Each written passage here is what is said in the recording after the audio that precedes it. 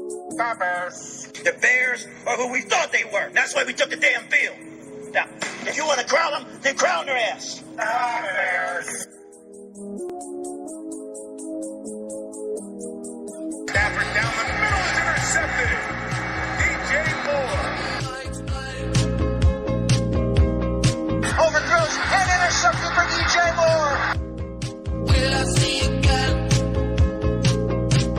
Cleveland throws and it's intercepted by DJ Moore.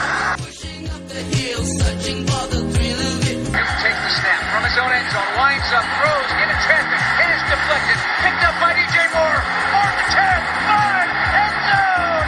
Touchdown! Touchdown Bears! DJ Moore, pick six. You are tuned in to the Chris and DJ Show with former Chicago Bears nickelback DJ Moore.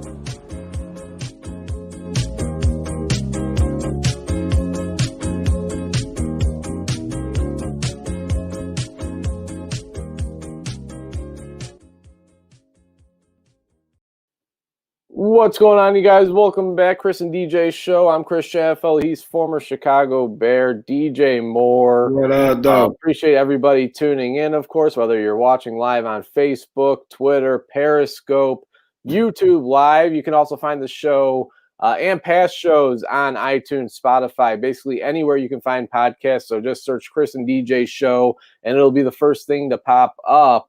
DJ, there's been some rumblings on the Chicago airwaves this afternoon. Actually, this morning on the Mully Haugh show on 670 The Score, CBS Radio in Chicago. They had former NFL executive. He was at one point actually the general manager of the Cleveland Browns 2013 and 2014. So he had a lot to do with Johnny Manziel, the Johnny Manziel era there in Cleveland. And he had some things to say about the Chicago Bears situation, mainly about the general manager, Ryan Pace. So I'm going to play a quick audio clip to start the show. It starts off with one of the hosts, David Hall, former writer of the Chicago Tribune, now one of the hosts of this radio show. He poses a question to Lombardi, and here, let's take a listen. If the Bears miss the playoffs, is the perception outside Chicago that this is a franchise headed for major organizational changes, whether it's just Matt Nagy, whether it includes Ryan Pace? I don't know how you separate one from the other at this point in time. If you're going to find a new quarterback, what is the perception outside of Chicago about the future of the Bears? I think everybody thinks Pace is safe. I think the word around the league is, that he's endeared himself to the family, and I don't think there's any doubt that he'd be back. Now maybe that's because nobody really knows and they just suspect that. But I think if you're the president of the team, if you're Ted Phillips, you have to take a step back and say, okay, here's where we are. This general manager really cost us $100 million mistake in the sense we passed on a really good player. That alone should get somebody fired. And when you enter the NFL, me included, when you enter the NFL, you make that mistake, you're not going to keep your job. If you keep your job after that mistake, you're really, really a blessed person. And so I think that's something that you have to understand. I mean, that's the law of the industry. That is. It's just what it is. We've all accepted. When you walk into this arena and you get paid millions of dollars, you make a blunder like that, whether it's on Wall Street, whether it's in downtown Chicago, you make a mistake like that, typically that's going to cost you your job. And if it doesn't, you're really lucky. Again, that was former NFL exec Michael Lombardi, former Cleveland Browns general manager, had spent a lot of time with the New England Patriots as well, Philadelphia Eagles, but he was the former general manager of the Cleveland Browns. He had a lot to do with the drafting of Johnny Manziel. So you hear when he says, myself included, when you get that first overall pick or that first round pick wrong and it's on a quarterback, normally you're not surprised when your job is on the line and ultimately you're gone because of that one decision. And when Mitchell Trubisky was drafted here in Chicago, DJ, and Ryan Pace decided to move up one pick to draft his guy, everybody knew that, all right, Ryan Pace just drafted his quarterback. His career here in Chicago is now tied with Mitchell Trubisky's career. And hearing what Michael Lombardi, obviously has a lot of ties inside executive circles in the NFL. So I do tend to believe what he's saying, what he's hearing, that the belief around the league is that Ryan Pace's job with the Chicago Bears is safe. And I think, DJ, and I'll let you speak. You haven't said too many words so far to start the show, but I think the word around the league, or I think the word around the Bears fan base, I think what really struck the fan base this afternoon, if you're on Twitter and you know about Bears Twitter, they're pretty upset when the quote, he's endeared himself with the family. And, so what, he's gotten good graces with the family and his job is safe. Before I go any more into this, DJ, what were your thoughts when you heard that audio from Michael Lombardi? Well, first, I think you sent it to me, and when I heard it, I had to I wanted to make sure I was reading it right, so I had to look up the word endeared. Let me make sure I got the definition. You know what I mean? Oh, they in love, they lusting over. You know what I mean? That type of deal where it's it didn't make much sense. And then it's where do you get your information from? You know what I mean? But again, normally when people have information, it's normally right. I think the difference between, I guess, Lombardi and what Pace would be, there's more stability in ownership here than it was with the Browns. The owner was more so the GM. Lombardi was more so the person that he the fall guy always. Because that I don't know if they got a new owner, the same guy. He was doing a lot of stuff. He was trying to be you know what I mean, you got the Jerry Jones type guys, and then you got more so the Kraft type, where it's I own it, but I'm not gonna act like I know football. You know what I mean? And with the Browns and Lombardi, it was that whole situation. So when you say Pace is safe, that's kind of what I hear. I hear you know what, we just comfortable with it. You know, when you do to make mistakes, but again, I drafted him. He was doing good. He made the Pro Bowl, and then he mentally did something. Is that Pace's fault where he mentally struck out? Now again, you did choose him. The big thing that I'm hearing is if you're saying I'm safe, then somebody is not safe. But how long does that other person have? You know what I mean? So if the word around the league is I'm safe, then the word around the league is you're not safe. We could go through, and I had to comb through the draft, from draft picks to free agent signings, and I think has any of it been really that good? The best thing that I could say was you got Tariq Cohen. And then probably Eddie Jackson's probably at the top of that list because he had a severe injury in college, and he was really good. Now, if he wasn't injured, he wouldn't have been in the fourth round. So when you find two players like that in the fourth round, Roquan Smith is kind of coming on, so you can say, you know what? But again, he struggles in pass coverage, and then struggled last year, and Rakowski or whatever. It could have go both ways. So it's just now you do the Khalil Mack thing. But then on the flip side of that, then you do the Robert Quinn thing, what it looks like. Oh, and then on the flip side of that, the guy that you actually drafted, it seemed like you gave up on him, and then you pay somebody else a lot more money than you could have had for the same production. You know what I mean? So it's that whole thing. But again, the thing that I'm taking from it is Nagy, the time is a ticking, man. It is a ticking. Yeah, and in the comments, I brought it up a second ago. Ben Martinez comments, Pace will use Nagy as the scapegoat, say that he brought in the quarterback guru and he just didn't get the job done. So when I heard those comments, DJ, specifically the one that riled everybody up this morning, I think the word around the league is that he's endeared himself to the family, as in the McCaskey family, the owners of the Chicago Bears. That's what really pissed me off. That's what really pissed most of Bears Nation off, I guess you could say. When I heard that quote, it reminded me of what Bulls fans had to endure the past 20 years when Jerry Reinsdorf had Gar Forman and John Paxson making calls. And, of course, that all ended this spring, luckily. when they decided to finally make changes and bring in new management. But I mean, I don't want to deal with this again as now a Bears fan. I mean, only one of Ryan Pace's first-round draft picks, Roquan Smith. I mean, you could add Khalil Mack. I mean, he did cost you 2 first-round picks and a third-round pick. Those are really the only 2 that have panned out for Ryan Pace when it comes to spending those first-round draft picks. I mean, Kevin White, I mean, luckily he's still in the league. He's the 17th wide receiver on a very beaten-up San Francisco 49ers squad.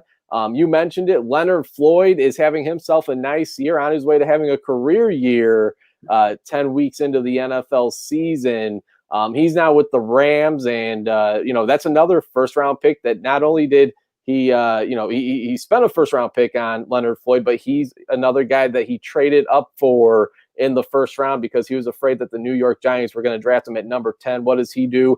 He moves a couple spots up, and he drafts Leonard Floyd at number 9 before the Giants had the opportunity to grab him. And you replace Leonard Floyd now with Robert Quinn, who you hand a 5-year, $70 million, $30 million guaranteed deal to in the offseason. And I legit forget that he's even on the team, DJ. I do. I forget that he's even on the team. Barkevious Mingo has had more of an impact than Robert Quinn has, not only on defense, but on special teams as well. There you go. The 11-yard run. There you go. So, I mean, Robert Quinn can't even do that. He drafted your boy Shaheem too, then. And you know what? And I got all of Ryan Pace's draft picks right here in front of me, DJ. And if you want, we could start right there. I mean, let's go ahead and pull it up. His first year as the Chicago Bears general manager, here's what it looked like. Round 1, pick number 7, Kevin White. Again, not much needs to be said there. Had health issues. Now he's bounced around the league, spent some time with Arizona. Now he's with San Francisco. Eddie Goldman, he's turned into a nice player. The Bears are missing him.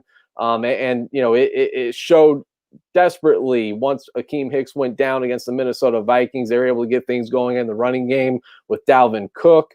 Hronis Grasu, another one that's on the San Francisco 49ers now, didn't pan out. Jeremy Langford, we thought he was going to be the next starting running back, the next great Bears running back. He was supposed to take over for Matt Forte. He lasted a year. I don't even think he's in the league anymore. Adrian Amos, nice draft pick. Very nice value for a fifth-round pick, a Pro Bowl player. He got a big contract from the rival Green Bay Packers. Tayo Fabaluje, not in the league anymore. That's his first year. You look at the next year, 2016, quite a few selections there. We already know what happened with Leonard Floyd. Cody Whitehair, nice player. He's marked in yellow there. He's a Pro Bowl player. Can't knock that pick.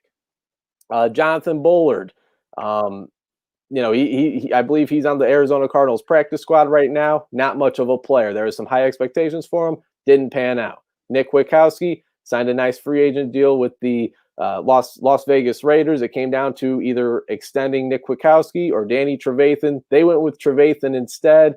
Beginning of the year, looked like that might have been the wrong decision. Now it's looking like it's panning out. Trevathan has been pretty good the last couple of weeks. Deion Bush, probably nothing more than a special teamer. I'll take it in the 4th round. You don't really expect to get much more than that, probably around that range. Pick 124. I don't know. DeAndre Hall, he actually just visited an NFL team recently, but he's not on an NFL roster right now. Jordan Howard going back to Philly after being cut by the Miami Dolphins last week. DeAndre Houston Carson, special teamer, pretty solid special teamer, but not a starter in the league. Daniel Braverman, he was out after 2 years in the NFL. So I'm not going to go through year by year at once, DJ, but his first 2 years in the league, his first year, he had 6 picks. His second year, he had a handful. And it seemed like most of them are bounced rather than being actual players. Yeah. Well, my big takeaway from, and not even this one, it goes back to this year where it's just seemed like the picks just make you scratch your head sometimes. Even with Cole Kmet, it's like, like, I don't know, you know what I mean? I didn't think we were going there, you know what I mean, to get Cole Kmet. And I think he's a good player, and they talk about him a lot. But the problem is you talk about me so much, but you don't even use me. You sign another – you overpay a Jimmy Graham that hasn't been productive on any other system other than when he was with New Orleans and a little bit much younger, and you pay him to come in. Yes, have he caught touchdown passes, but could the young guy have done all this stuff and been a little more spry on his feet? No, I would think so. He had to go steal a pass the other night just to get a ball through his way. And they've been bragging about him, but like, hey man, give him what's due. If not, then draft somebody else. I think the big takeaway is just looking at, offensive tackle, guard, or whatever we're doing is like, oh, project, doesn't work out, project. Like you have to have people up front, and you got to have backups up front. So therefore, when we out on the field, like, well, what you're happy like the other night is like, well, Nick Foles actually had time this time, like because it's not a thing. It's not a thing to have time, but you have to build it up front first. The defensive line is good. You got Goldman and all those guys. You know what I mean? But on the offensive side, we've seen that the offensive line was a struggle last year, but there's nobody like signing free agents. There's nobody like with the backups or the backups. It's just like the starters are bad, the backups are bad. The draft picks at O-line are bad. Like you have to start up there first because to be honest with you, I feel like if Mitch felt comfortable back there, he would be fine. But I don't think he never feels comfortable. So therefore, your offense can't develop those plays down the field like, Nagy wants. So it's interesting, man, to say the least, though. But I think the person that's going to suffer the most from this news is Pace, because it makes him look stupid either way. It's either you said that I loved you so much I wouldn't fire you, or they said it and now they have to make it look like, no, I don't like him that much. You know what I mean? So to me, it's a lose-lose for him, because it's like now when you see each other, it's like, what? You know what I mean? It has to be an awkward thing. But again, I think you see this with the GMs a lot, because I think the GM more so is a little more tightly tucked under the breast of the owner a little bit, because he's kind of like you're not with the team, you're more so on that side of it. You know what I mean? So he seems like a good personable guy, nice looking young man. So he just out there, man, trying to keep his job a little bit. But again, I think before he wasn't a GM before, correct? No, he was with the Saints. He was director of player personnel, I believe. I mean, you got to think about it. Is like I wasn't a GM. The quarterback that I drafted only played about 10 games. The head coach that I made a head coach only coached for 10 years when they normally on average coach forever. You know what I mean? Everything about all three of them was just absolutely just brand new. You know what I mean? So to me, should you be awarded some mistakes? I would say yes. Now, again, this is a professional football league. The NFL, they don't allow you to make too many mistakes, especially when you look around the league, though. And that's the thing. Like, if every young coach was struggling, like Cliff Kingsbury, if they were just struggling and they couldn't put up points, like they don't score defense. It makes sense to me. Murray went from one red team that couldn't play defense to another one that couldn't play defense. You know what I mean? So that makes sense, but we're not doing that on offense. We're doing it on defense. So it's just like we figured out that the Mitch piece isn't working, all right? So, again, he's out of the equation, and we got two pieces left, and it's still not working. Now you got to figure out which one of these two it is. And I'm assuming you're going to give one of those another shot. And I'm assuming it can only be the GM, because if you let the GM go once the new GM comes in, unless you just say, hey, I got to have this guy for another year at least. So I'm assuming it has to be the head coach at this point.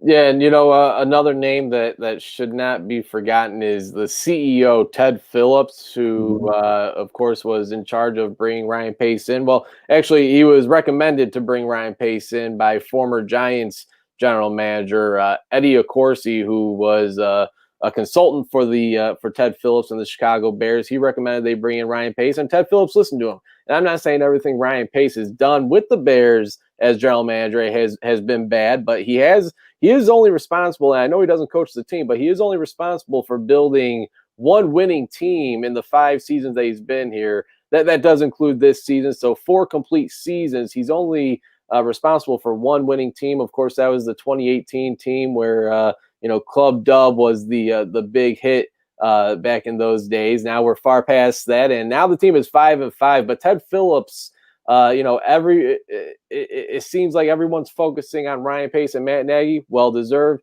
I don't think Ted Phillips gets a pass for this either. He's been with the team since 1999, so 21 years, and he hasn't really put out that great of a product in those 21 years. I mean, more times than not, this team has had a losing record in those 21 years. So I think that, Ted Phillips certainly gets his share of blame as well. Now, DJ, I brought up those first two draft classes of Ryan Pace's. Let me go through the 2017 and 2018 as well. 2017, of course, was the unforgettable night where they selected Mitchell Trubisky.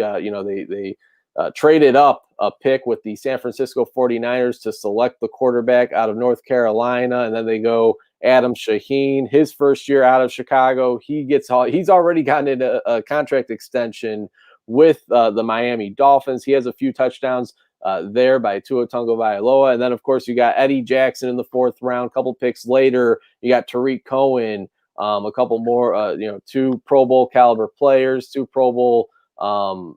Certainly Eddie Jackson, one of the better players at his position. Tariq Cohen, unfortunately, suffers the torn ACL, but good thing for him, he did sign that contract extension not even a week before, I believe. He tore that ACL, so he's here for the long term. And then Jordan Morgan, no longer in the league. That's a fifth-round pick. You basically just threw out the window. He spent his first year on the practice squad, and that was it for him in the NFL. 2018, Roquan Smith, like I said, his only hit in the first round, not counting the two that you gave up for Khalil Mack. And then in the second round, James Daniels. You still don't really know what he is, but he did look pretty decent to start the year off. He suffers a torn bicep, I believe it was, that he suffered. He's out for the year. Anthony Miller, second round pick. You traded up to get him. You traded a second round pick to draft Anthony Miller. And, he's been up and down so far this season. I still like his potential. I still think he'll be a decent player,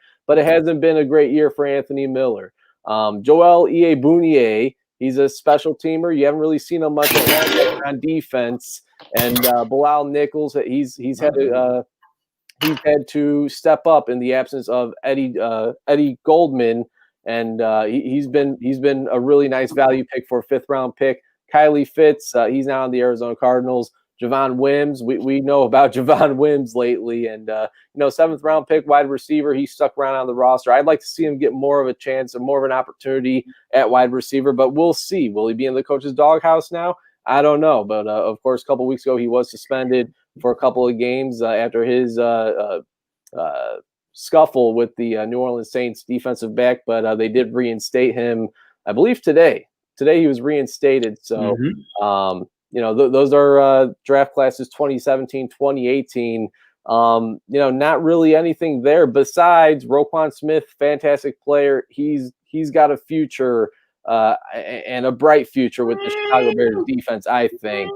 He's having a hell of a season. He leads the league in tackles. He leads the league in tackles for losses with 15 as well. And then you got Eddie Jackson and Tariq Cohen in the 2017 class. Oh yeah. Well, and I say, but I mean, he is a fine player. I think that's what's different to me from like offense and defense. On defense, he struggled last year because a lot of people put him in a situation where he had to cover people. Even though he ran really fast at the combine, like a 4.52, 4.51, it's hard to cover tight ends, receivers, backside the backfield. That is not his strong suit. His strong suit is going downhill, getting tackles for a loss. Because like the first year, he had about over 120, some Urlacher type numbers, 5 sacks, all that good stuff. And then last year, you were thinking like, sometimes he wasn't starting or he wasn't there, something was going on. Well, and he had that off the field. There's something off the field that we never really found out about. But again, that's one of them things where the coach call you and like, hey man, he playing real good right now. You know what I mean? So again, he playing better this year, but everything for him is downhill. Like, can you keep it that way? Can you make sure that I'm always going downhill and keeping me out of situations where I have to get into covering situations. But again, we'll count that one. The thing is, it doesn't like you can find guys. For the most part, the draft is just like a crapshoot. They may pan out, they may not. Like you're saying, it's all about the quarterback. And this is why I think he's going to be there for at least another coach's. I think he has 2 coaches under his belt. So he got Nagy, and then he'll have another one. He gonna get him another one. Because he drafted the quarterback. And the reason that I got the coach is the coach came into me and said, listen, man, like, I know this cat. I can work with this cat. I watched this film. I can work with him. I'm coming from a tree of I'm coming from the what's his name? Andy Reid tree. Like, hey, listen, we've been putting buckets up since buckets. We invented buckets. And then we started just throwing the points in the buckets. You know what I mean? So he convinced him. You know what I mean? And if you've ever like seen Nagy talk, he got like one of those personalities where like if you get him in the room and interview him, I think he'll convince you of a lot of stuff. Now again, it just hasn't panned out. So that's why it's like, you know what? It's more so on you because you made this promise to me. You know what I mean? Like I'm a GM. I'm not a coach. Like I'm gonna go the young route. Other people going the young route. Hey, I'm trying to think outside the box. I'm trying to do something different. For me, it looked like, hey, I'm just trying to expand. You know what I mean? So that's why I think it has to be Nagy. Even if they wasn't, enamored with him and loved him to death and all of that good stuff. But to me, it has to be Nagy because as a GM, like you're in the back seat. Matter of fact, you ain't in the back seat. You just watching the car pull away and then hopefully it come back, not wrecked or something. But again, my big thing, a question for you that I have is that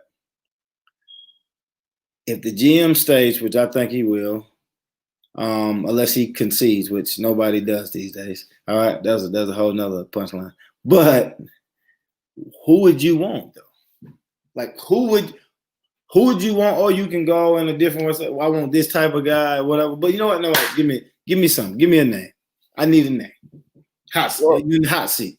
Yeah, right. So, well, first, yeah, I agree with you. I do think that there's a much higher chance that Nagy is out of here as opposed to Ryan Pace. If Ryan Pace is out of here, Matt Nagy's out with him. There's a chance that Ryan Pace is staying here in Chicago and has another chance to hire another head coach. But, to answer your question, if Pace was out of here, who would I want? Who would I want to hire?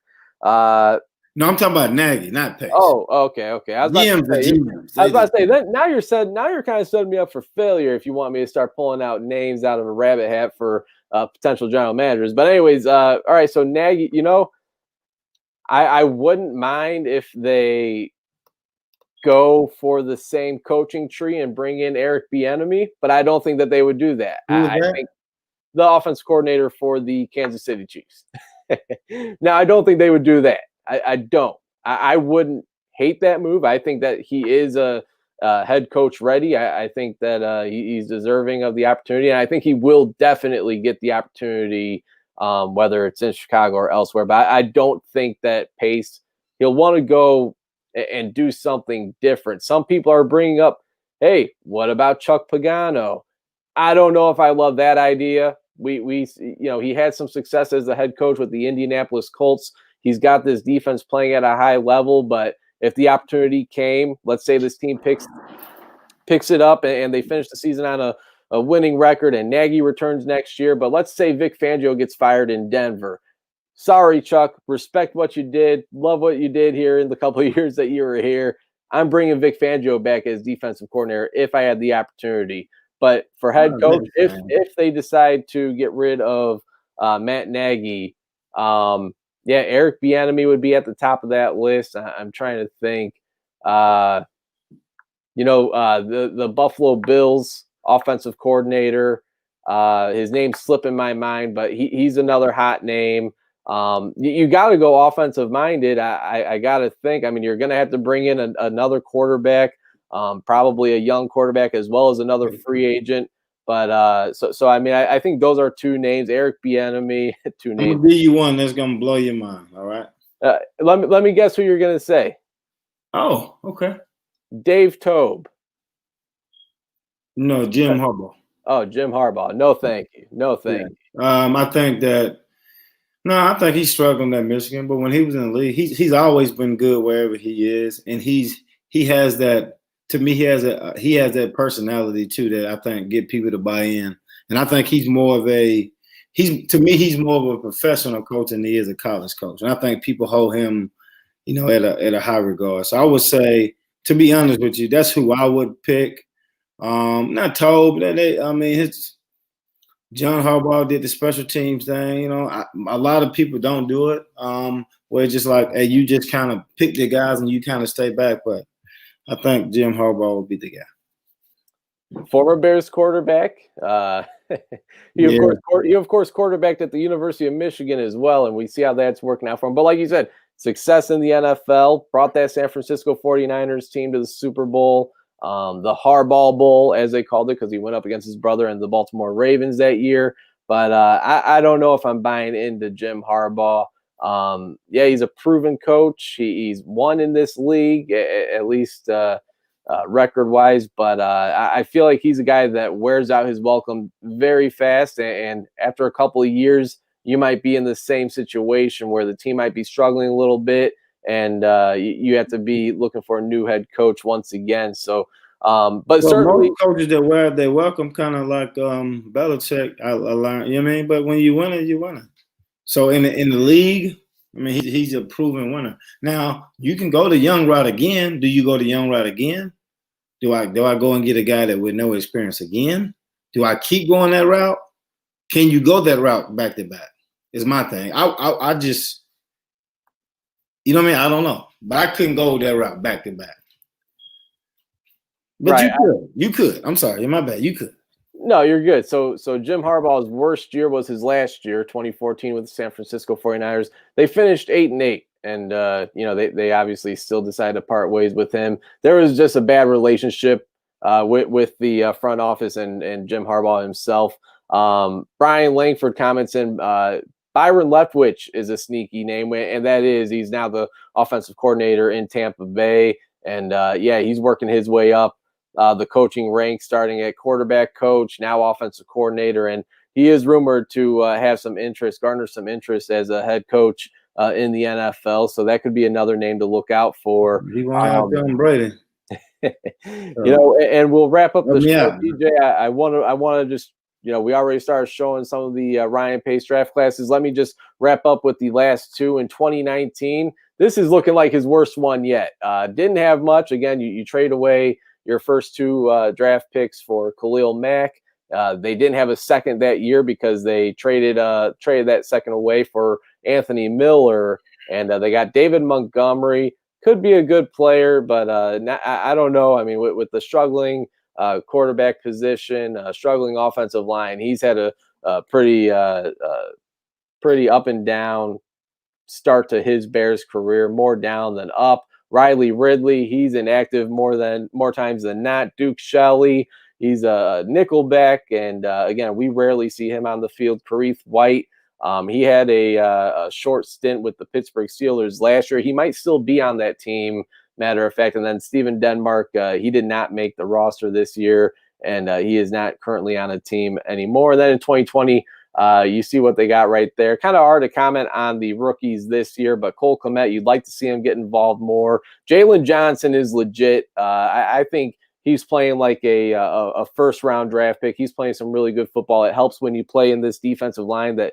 is getting pressure to the quarterback, when you're playing opposite side of Kyle Fuller, and you got Eddie Jackson there at safety as well. Travis Gibson, he has not been active for a single NFL game yet this season. Kendall Vildor, he's another guy that probably a nickelback, more of a special team player, though. Darnell Mooney, great value at the 5th round. He's already had his impact on this Bears offense at receiver. He seems to be a go-to target for Nick Foles. And then Arlington Hambright and Latavius Simmons, backup offensive linemen. Hambright has gotten some play the last couple of games. I thought he's kind of held his own. Simmons, we've not seen yet. He actually just got taken off the COVID list. So that's what you got from Ryan Pace so far in the 5 years that he's been the Bears general manager. And again, this whole conversation, the subject of today's show was former NFL executive on 670 The Score here in Chicago, says that the belief around the NFL is that Ryan Pace's job is safe with the Chicago Bears. And one of the quotes that he dropped was, I think, is that he's endured himself to the family, that family being the McCaskey family, the owner of the Chicago Bears. And, that riled up a lot of Bears fans out there. That kind of got me heated because, again, if he's back, no problem. But you don't want to hear that, oh, they have such a great relationship with him. They kind of look past everything that he's done in the organization. Yeah, he traded up for Mitchell Trubisky with Deshaun Watson and Patrick Mahomes. And, yeah, no one knew that Mahomes was going to be this great future Hall of Fame player. But, you just hope that he's held accountable. They don't give him any Well, what I would say is more so, and I just thought about this just now, just looking at the draft picks, because there's none in the first round. Well, or they're late, third, fourth round picks or whatever. Like, why is that? Because you went to get Khalil Mack. All right. So is me going to get Khalil Mack essentially going to change my career, because I can't draft anybody early to really help anybody, because you're not going to draft any good offensive lineman in the 7th round. It just doesn't. You don't find them big houses like that late.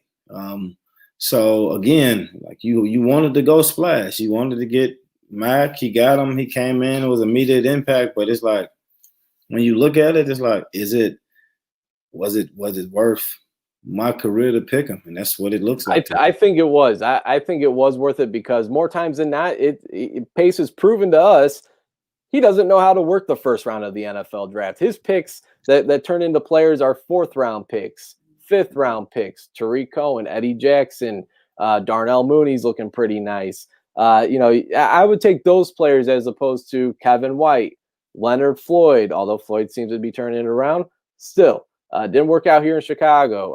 You're looking at it, like post game. Like, right. After the fact, I would have probably took Jordan first, instead of like third. Like it just makes sense then, though. But again, but with his track record, I'm totally fine with him getting. But I'm just saying, when I put so much money into it, like if you overpay a quarterback, at some point, it's gonna come back to hunt you or whatever. Like if you pay a defensive lineman, can you get somebody that's good but a little less for a little less? Because when you give up all that stuff, like what are you gonna like? You draft Mitch, but now I can't draft you a really good receiver to help you out. Like, where's your Odell Beckham or your other guy? Like, because Robinson is good, but he ain't like game breaker ish. And if you want that game break, even though you can pick skilled players in the draft these days, but it seemed like if you can get a receiver in the first round these days, they seem to be panning out at a remarkable rate. But we're not getting. We drafting a tight end in the 2nd round. Like what? Like, who's going to help? You give Allen Robinson a legit quarterback, he's a game breaker. I think he runs really good routes. He's like Keenan Allen. He runs really good routes. You can't guard him, but he not going to strike fear into you though. Like, oh, he's not just going to run off with the ball and score. He ain't that guy. Now he's good. He is. He's going to get paid. But again, it's just a different level of receiver. All right. And you know what? I'm glad you brought up Allen Robinson. That's one of the few free agent acquisitions that have actually panned out for Ryan Pace. And let him go. Now, yeah, exactly. Now you're going to let him walk, and you got a disgruntled wide receiver, and you could see it in his body language. You could see it when a pass goes over his head, and he's walking over to the sideline. He's throwing his helmet. He's on the sideline by himself. So, I think his days are numbered here in Chicago. But, so quick show tonight. Again, focusing on Ryan Pace. Should his job be safe with the Chicago Bears? I don't think it's a foregone conclusion. I don't think it's a guarantee that he should be back. Yeah, again, we still got 6 more games to go. This team is at 500, 5-5 after starting the season 5-1. They're on a losing streak, and next their next game is a big one. It's against the rival, the Green Bay Packers, and DJ, it's Packer. You know, it's about to be Packer week, as they call it here in Chicago. Very excited. I mean, whether the team is having an awful year in Chicago or not, I mean, these games always get the fan bases riled up. Oh yeah. When you look at the rich history, and even before I started playing, they would always have like the little montage of like, you know, who won this game, and it's always real like, it's like, what is it, like 1 or 2 games a piece or something like that that's like off or whatever. So, and the fans are into it, because I mean, as a player, just like, oh man, I just got drafted, I don't really like, yeah, whatever, you know. But then as you play and you see how like how serious, it always feels like a playoff game. You know what I mean? Now I know it'll feel a little bit different without having fans out there, but I think you still, you know, as a player, and especially as coaches as well, like, hey man, these are games you want to win. Give your fans something. Hey, listen, no, we beat y'all twice last year. Make you feel good to hear that. Absolutely. And the Green Bay Packers lead the series 99-95, and there was 6 ties as well. So again, Green Bay Bears on the bye this weekend, but next week they're getting ready for the Green Bay Packers. That'll do it for tonight's show, though. Appreciate everybody tuning in again, whether you're tuning in through Facebook, Twitter, Periscope, YouTube. You can also check out the show on iTunes, Spotify, anywhere you can check out your podcast. You can follow me on Twitter at Chris Shanafelt, as you see on the tag there, and then DJ is at DJ Moore 30. Again, appreciate everybody for tuning in. DJ, any final words before we end the show? Yeah, man, my mom and grandmom and everybody always taught me, if you love something, you gotta let it go, man. if you endear to somebody, you gotta let them go, and if they come back right on somebody else's side, this how it is. Something you gotta let them go. All right, now that could be said for either of the two, Ryan Pace or Matt Nagy. But again, that's gonna be it for tonight's show. Appreciate everybody for tuning in, and until next time, everybody.